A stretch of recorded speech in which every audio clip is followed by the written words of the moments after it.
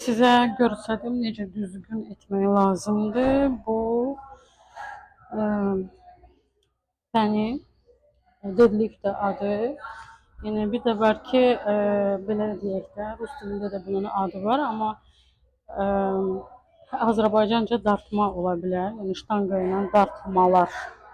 Yəni birinci hər fəni başlayanda lazımdır ki, boş başlamaq lazımdır. Yəni çəksiz etmək lazımdır. Hardasa bir 15 dəfə ki, bədən biraz isinsin. Və burada düzgün etmək lazımdır. Düzgün etmək üçün dizlərimiz həmişə qapalı olmalıdır. Yəni belə etmək lazımdır. Dizlər qapalı olmalıdır və aşağı gedəndə biz yəni əyilmirik sadəcə. Biz yəni ombamızı arxaya çəkib aşağı getməliyik. Yəni ombamızı çəkirik və aşağı gedirik.